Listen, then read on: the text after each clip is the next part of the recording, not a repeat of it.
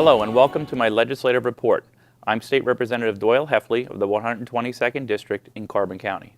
This month's program is a tribute to Pennsylvania's veterans of foreign wars, the brave men and women who put aside their own personal goals, left behind their families, and in some cases gave their lives for the cause of freedom. I was honored recently to host a Veterans Appreciation Night at the Lehighton American Legion. It was an opportunity for vets to learn more about the services available to help them, but more importantly, it was a chance to hear from the veterans themselves as they spoke of their experience, thoughts, and emotions while in uniform. On this program, I want to share some portions of this special event. I want to thank all of you for coming out for this year's Veterans Expo. I really appreciate the great turnout that we had here tonight. My staff and I are happy for this opportunity for veterans and their families to learn more about the services that Pennsylvania has to offer. Those services represent a small token of our appreciation for a service that we can never repay. As we celebrate these extraordinary men and women who have put their lives on the line for us, we need to remember why they've made that important decision to protect our nation. What makes the United States of America great? It starts at the beginning of our country's history with the bravery of our founding fathers. With the signing of the Declaration of Independence, they launched the creation of something completely new. In a world driven by inherited titles and aristocracies, our new experiment allowed for those from the most common backgrounds to rise to society and government's highest levels. Our leaders are elected by the people, not born of a bloodline. A common thread runs through all of America's history. That is of our veterans. Through the past 250 years, our veterans have earned and protected this nation's freedom. From the Revolution, fought for a new nation, and then less than 100 years later, the American soldiers fought to free millions of people from bondage with the elimination of slavery. In World War I, our men and women traveled overseas to secure the stability of the entire world. We can't speak to those veterans from those conflicts any longer. They've long since passed away.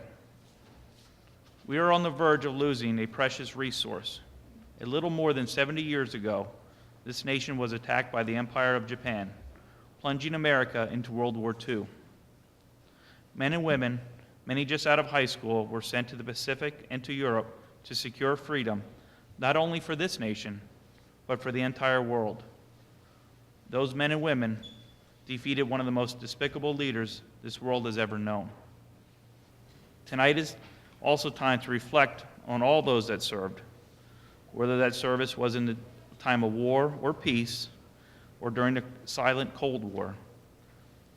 Tonight is a time to reflect upon those who served from World War II, Korea, Vietnam, and all those from Iraq, and those that are still fighting today in Afghanistan.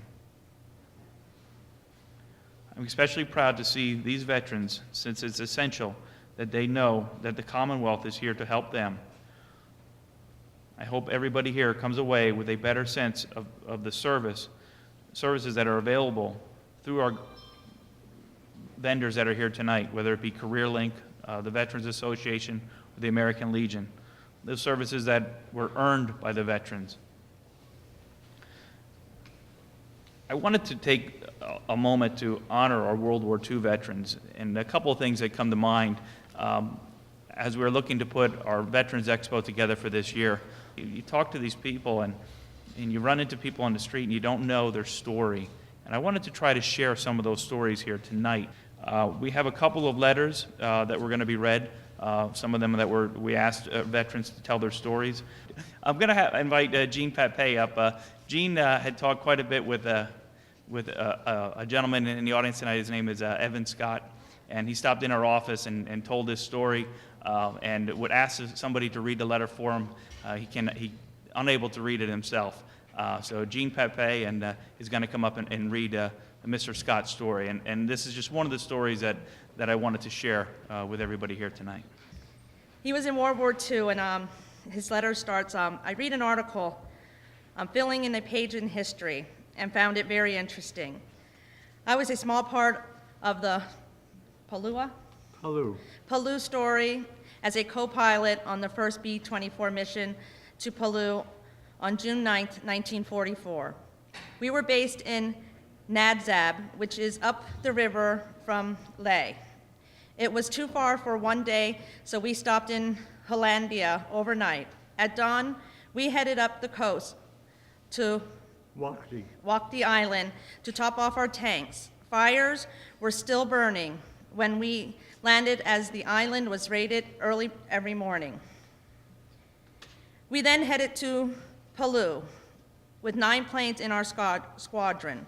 While en route to Palau, we flew through 3 tropical fronts and out of the clouds a short distance from the target airbase. We were carrying 20-pound fragmentation bombs in sticks of 6, which separated after dropping 30 sticks per B-24. We were in the fight from the clouds to the target, and then Ak over the island. It looked like fireworks falling on us, but luckily those phosphorus bombs did no damage. There were lots of bullets from many directions. 4 men were wounded. 1 waist gunner had a very serious head wound. The radio operator's right hand was damaged. The window just above my head was broken, just above the front window. Our crew was credited with shooting down 2 planes plus 2 possibles, and I am certain our bombs hit their target. They must have caused a lot of damage to the planes and equipment on the ground. After the bombing, we headed into the clouds, and we were still in formation as a squadron. We were the only squadron and had 7 planes that reached the target. Everyone else had turned back because of the weather. I then went to the back of the plane to check on the crew. 3 men in the back were wounded, and the waist gunner was quite serious with a head wound and in a lot of pain. I gave him a shot of morphine, and he then fell asleep. As we continued on, we got about halfway back to New Guinea when our plane hit the wind shear and turned up sideways. We fell down out of formation and were in real trouble. Captain Barley and I needed our combined strength to regain control with just needle and ball, altimeter, speedometer, and the seat of our pants. We came out of the clouds after dropping 6,000 feet to 2,500 feet. We caged the gyros to stabilize them and headed home. All three of our 3 radios had been shot out, but our navigator did a good job getting us back to New Guinea, where he spotted Biak Island, and then headed down the coast. We turned on our landing lights and flashed a signal light gun when we thought we were near Hollandia. There were no lights on the ground, and all we could see was the surf on the coast. We were never able to make contact at Kedia Island, Hollandi, or Atapi, and we had to make the decision to bail out or ditch. With 4 wounded, ditching became the choice. John and I broke out our side windows and as an escape route while the rest of the crew got into their crash positions. We were now about halfway between Atapi and Wewak. Wewak was occupied by Japanese. We were very low on gas, and it was really dark and stormy night. As we approached the water at 120 miles per hour, a wave caught the nose of the plane, and we were down hard and not as close to shore as we wanted. The nose turret came loose and bounced off the nose wheel. It pushed my pedals and legs under my seat, then tore a hole through the side of the plane. The broken window above my head let water in and kept my head from hitting the front of the plane, but the captain received a very bad cut over one eye.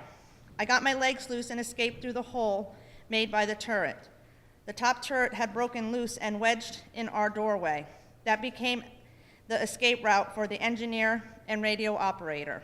When I finally reached the surface, the plane was floating, nose down, with just the trailing edge of the wing and back end of the Bombay showing. It looked like a can opener had cut it, and the tail section was gone. Captain Bailey took a roll call, and there were 9 of us swimming. The unconscious man was lost. I found Fred Pellegrin, the engineer, with broken ribs, and I had broken legs, a tibia and fibula. There was little I could do except hold my legs together. Fred and I decided to swim to shore. We could see the surf. When we were lifted by the waves, Fred could not use his arms, so he held on my waist and kicked while I swam breaststroke. We heard the rafts pop out, but decided to swim for shore rather than get on the raft. 5.5 hours later, Fred helped me through the surf, and we just laid there exhausted, with our chins resting on our hands while the waves came by. My mouth felt like I had eaten a salt block. It was still dark, but we soon saw 2 men standing on the beach. They helped us out of the water, and others brought bamboo stretchers, and they carried us to their village. Captain Barley reached shore first, then Pop Lowry, who was 43 years old, and he had a fractured vertebrae. Then Fred and I reached shore. As the rest of the crew, I believe, they got on the rafts and floated into Wewak, a short distance down the coast. The natives put us under one of their houses where I sat with my back against the post. The village first aid man was identified as an Aussie. Hat, it was blue and red band. He treated our cuts with Japanese iodine and then offered us Japanese cigarettes. I had one man drive sticks in the ground and each side of my left foot and tie my foot to the sticks so that I could pull my legs to put traction on the brake. It was actually broken twice. The tibia had a triangle break about halfway between my ankles and knee. While resting under the house, a man kept a fire going so the smoke would discourage mosquitoes, and also gave me a tree-ripened banana. That was the best banana I have ever had. This little story here is from Robert Bob Reichert. He flew with B-24 bombers. Our pilot had to fly as a co-pilot before he could take his own crew. He lost his life while on his checkout flight. As the story goes, they never got over enemy territory. The weather had turned bad during a period of time and need to hit targets great. The bombers wound up over the Adriatic Sea in bad weather and apparently collided with each other. I think the loss was 11 bombers and 111 men that day. I volunteered for a mission on November 19, 1944, which turned out to be Vienna. I hung around operations, and one night it paid off. Captain Miller, Squadron Bombardier, asked me if I would like to go on a mission the next day. My reply was that I had to start sometime, so I might as well do it now. He gave me the opportunity to back out. He knew that the target was Vienna. I later learned that the scheduled bombardier was aware of the target and was too close to going home, that he wasn't going to take a chance. So if a replacement was found, he could stand down. It was an experience, and afterward, I was beginning to wonder about my survival possibilities. The pilot couldn't take the AA fire, so he pulled out of formation, but we did it, get bombs away. December 11th, 1944. The charge of quarters woke us up in the tents long before daybreak. It was a cold morning in southern Italy. We dressed and had breakfast, which was probably dehydrated eggs. Then we boarded an open Army truck and headed to the 456th Bomb Group headquarters for briefing. This was my third mission, and the 2 had been rough. We entered the briefing room, and the silence told the target was a tough one. Looked at the briefing map, and the course line was headed to Vienna. I thought, my God, not there again. My first mission had been the same city, but the target was different. Today it was the Southwest Marshalling Yard train staging area. We received our briefing Finally, we were airborne and a group was formed, and we were following the direction of the line indicating in the briefing. There were 30 B-24 Liberator bombers, which included those who would return early for mechanical reason. 7 planes were assigned to each of the 4 boxes with the extras filling in vacant positions. The flak was heavy, actually cutting out the sunlight as we entered the area where they were exploding.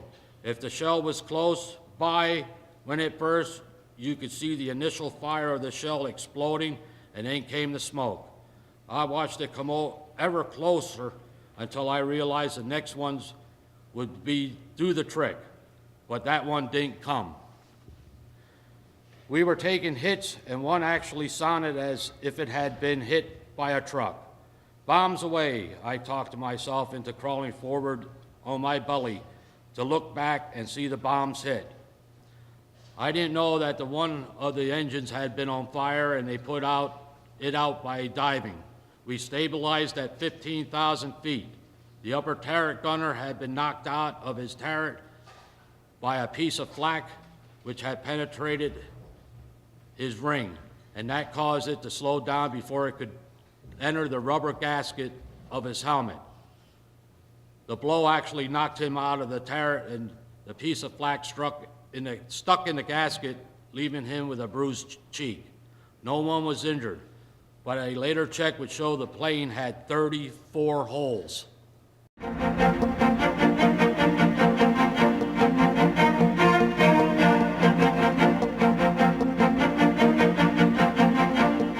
Hi, this is State Representative Doyle Heffley, and I want to invite everyone to my first ever Sportsman's Expo. The expo is scheduled for Saturday, March 15th from 4 p.m. to 7 p.m. at the Mahoning Valley Volunteer Fire Company. We also will be holding a hunter education course from 8:30 a.m. to 4:30 p.m. Head to the Pennsylvania Game Commission website to register. This is a great place to learn about Pennsylvania hunting and fishing regulations and meet other folks who love the outdoors. I hope to see you there. We, at that point, were 16 years old. We realized, those of us who were in school together, that our lives were going to be affected by circumstances rather than our own desires. We talked about it the next day in school, and we cockily said, well, the United States has never lost a war. Well, our teacher, Mrs. Umhoff, said, well, neither have the Japanese. Well, we went on, tried to enlist in the Navy, had bad eyes, graduated from high school June 10, 1943. There were 47 boys in our class, our graduating class. 46 out of 47 served in the military. 46 out of 47, and we all survived. Well, July 10th, I turned 18. September 21st, I reported to a place in Bangor, the American Legion home. Taken down to Allentown for our physicals and an induction into the Army or other military units. Recognizing I had a bad problem with my eyes, I memorized the eye chart. And at the end of the day, I raised my right hand and became a member of the United States Army. Proudest days, one of the proudest days of my life. I said the proudest, my wife said, hey, buddy boy, you better remember me. But anyhow, I told the students then very briefly about the adventures that we, who had the privilege of being born in the 20s and had an opportunity to serve our country at a most difficult time in our history.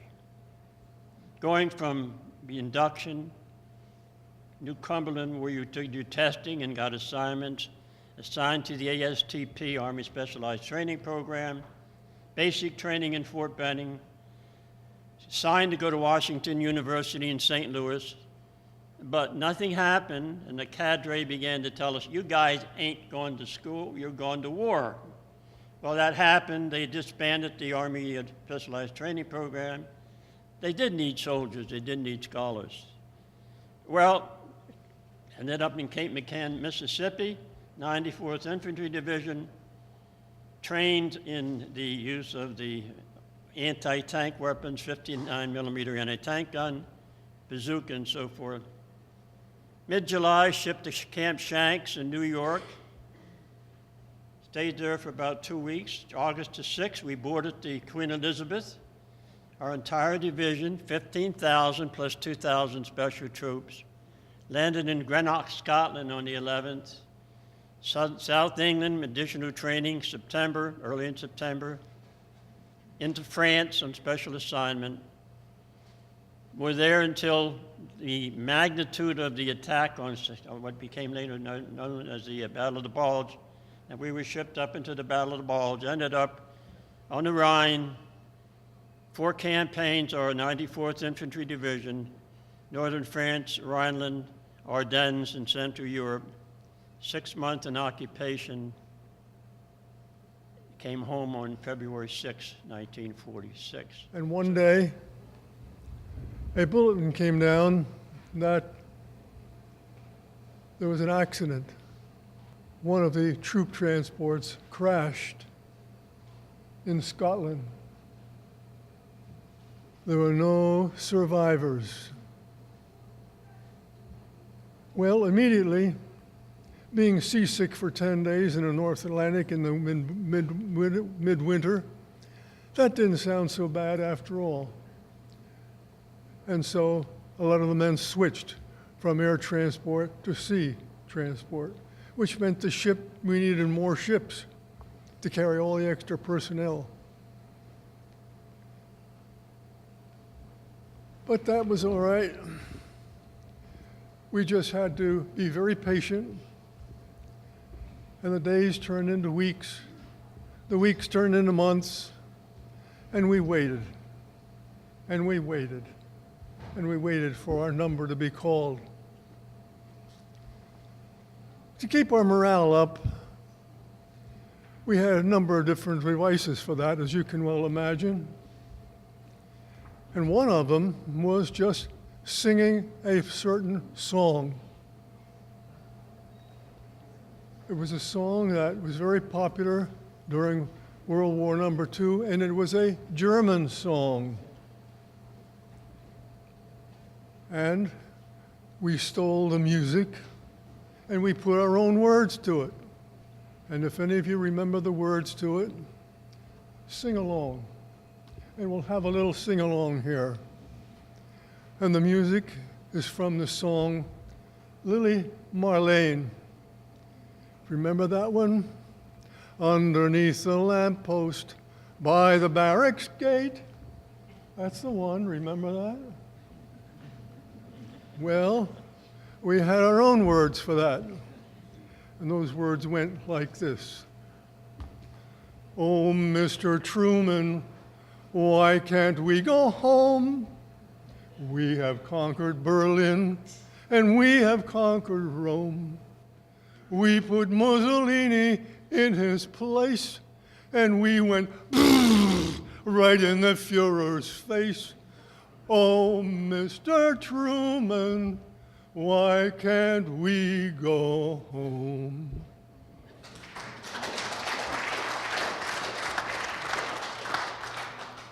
St. Lo was one of those places where we couldn't get through for several days. And you heard stories about Patton. Patton's guts in our blood. We couldn't move more than a couple hundred yards if we could get that much in a day, and we were stuck.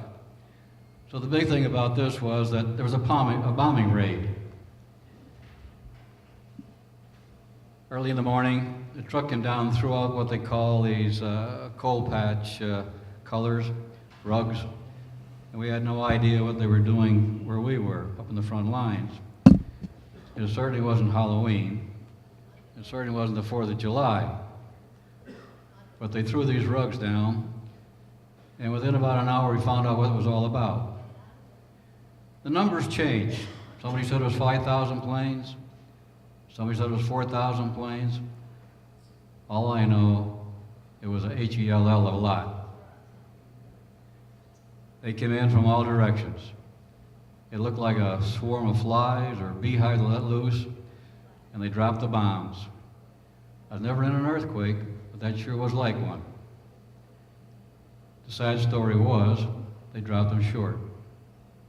200, 250 of our own men, friendly fire, were killed. One of the other things was, they killed the general. Now to us, other than Patton, what other general was up that close? So that became a big thing. General McNair got killed up on the front lines. Hoorah, hoorah, hoorah. It took a long time to get out of those hedgerows. American ingenuity came around. American tanks could go over the hedgerows, but they were straight up in the air. Now that's like going to the carnival and shooting ducks. And so someone, American ingenuity, decided to put a plow, forked plow, on the tanks, and that way they got through the hedgerows, because you as infantry guys know that you get behind the tank for cover. And that's what we were doing. That's how we broke up the hedgerow. If you saw pictures of St. Lo after that, the place was leveled. How anybody could come back and live in a place like that, gosh only knows. We climbed this mountain. Took us 5 days to take it. It's 3,624 feet. And I was an ammo bearer in a 60-millimeter mortar. And when we arrived to the top, there was a hell of a lot of things that happened in between during those 5 days. When we got to the top was flat. There had been Operation Killer, an air raid there, and there were at least 50 to 75 bodies rotting away from February to May 25th. When we got to the top, we had to go across these bodies, and they smelled like hell, like the stench of death. And I had the mortar, and the top was weeds about a yard tall at least, and all at once we start receiving fires. Well, with the mortar, normally we set up on the other side of the ridge. Well, this was flat. I hit the ground as soon as possible when the rounds came in, and my platoon leader, Sergeant Alley, was our platoon leader. He started calling, Izoni, Izoni, set up the mortar. Well, the mortar's a tube and a bipod. So here I am, got the bipod, trying to slide it down to the tube. And every time I moved, I received automatic fire, and the fire was going ying, ying, ying, ying, ying, right through it. And he's hollering at me, set up that mortar, set up. Next thing you know, I moved, the weeds moved, and wham, and around. So this happened about 4 times at least.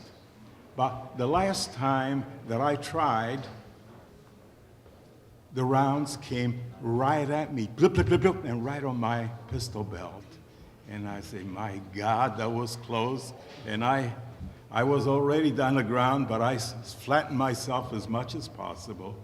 And there was no damn way that I was going to move again, because that guy had me zeroed in. That's all the time we have for this month's program. If you were moved by what you just saw, then be sure this year to make an effort to thank our veterans. Participate in your local Memorial Day parade and Veteran Day activities. Volunteer a few hours of your time at a VA hospital, or donate money to help maintain a Veterans Memorial. Above all, say thank you to anyone you meet who fought to keep your freedom alive. I'm State Representative Doyle Heffley. Thanks for watching, and please join me next time for the Legislative Report.